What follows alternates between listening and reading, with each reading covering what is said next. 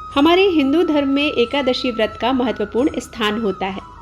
साल भर में कुल 24 एकादशी होती हैं, एक शुक्ल पक्ष में और एक कृष्ण पक्ष में। और जब अधिक मास होता है तो हमें 26 एकादशी प्राप्त होती हैं। और इस वर्ष 2023 में अधिक मास है, मल मास है, इसलिए हमें 26 एकादशी प्राप्त होंगी। कामिका एकादशी श्रावण मास के शुभ महीने के कृष्ण पक्ष में आती है। यह एकादशी भगवान विष्णु को समर्पित होती है। इस दिन भक्त एक दिन का उपवास रखकर व्रत रखते हैं।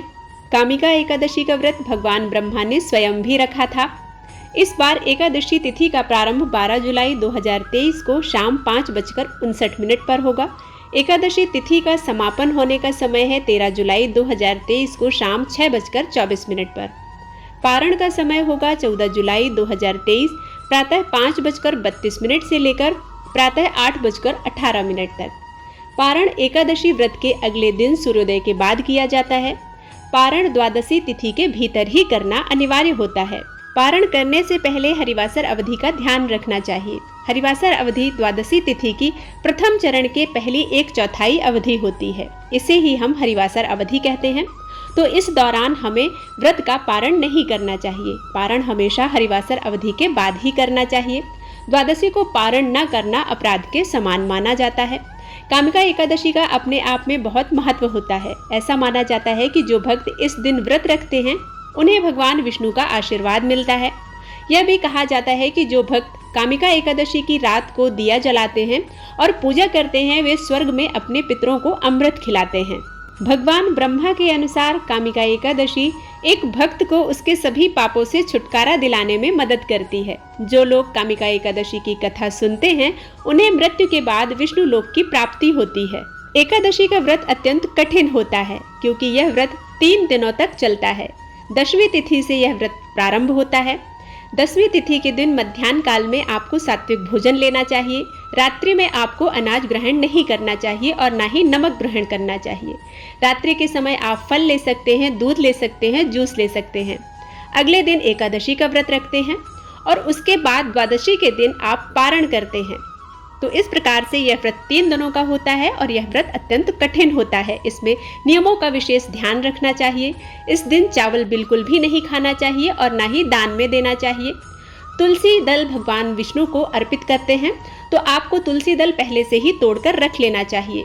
एकादशी के दिन ना तो तुलसी को स्पर्श किया जाता है और ना ही तुलसी पर जल अर्पित किया जाता है और ना ही तुलसी के पत्तों को तोड़ा जाता है।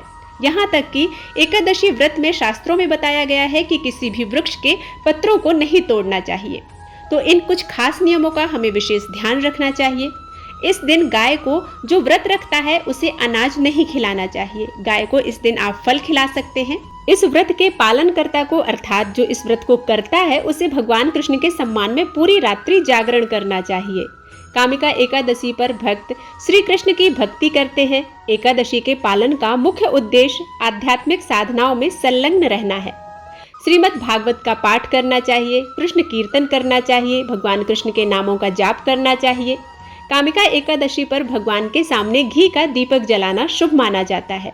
भक्त शाम को भगवान विष्णु के मंदिर भी जाते हैं। भगवान कृष्ण के विशेष अभिषेक और पूजा अनुष्ठान किए जाते हैं। इस दिन विभिन्न प्रकार के भोग तैयार किए जाते हैं और भगवान को चढ़ाए जाते हैं।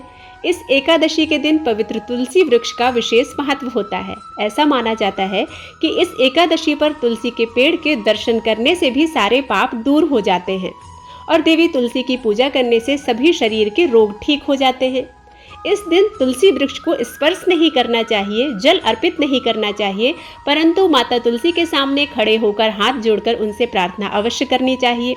प्रातः काल और संध्या समय में दीपक प्रज्वलित करना चाहिए।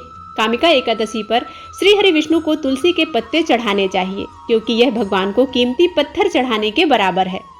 तुलसी के पेड़ को जल देने वाले व्यक्ति को यमराज का भय कभी नहीं होता, जो मृत्यु के देवता हैं।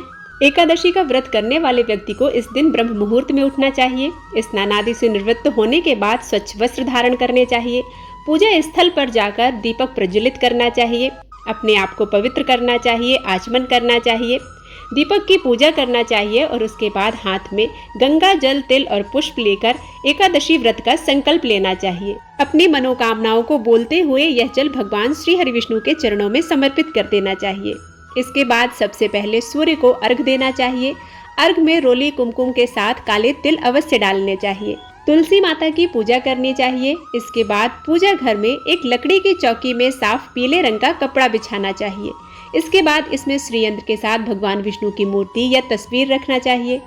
भगवान विष्णु को जलाभिषेक दुग्धाभिषेक करना चाहिए। यदि आपके पास दक्षिणावर्ती शंख है तो आप उसमें दूध और केसर भरकर भगवान विष्णु का और माता लक्ष्मी का अभिषेक करते हैं तो महालक्ष्मी की कृपा प्राप्त होती है। फिर पीले रंग के वस्त्र के साथ माला आदि पहनाएं। फिर पीला या हरी चंदन लगाएं। फूल माला पंचामृत पंचमेवा फल घर की बनी मिठाई का भोग लगाएं।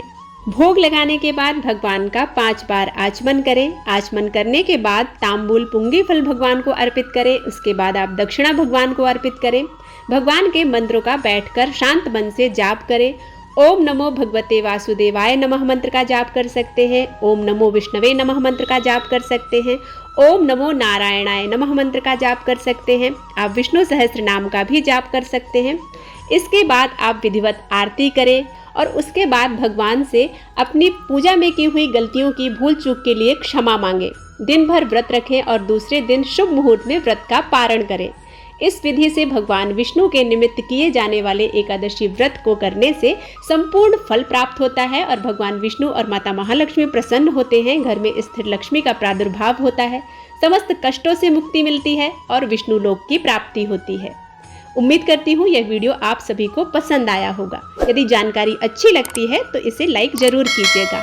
मिलते हैं एक नए वीडियो के साथ। तब तक के लिए जय श्री कृष्णा। राधे राधे।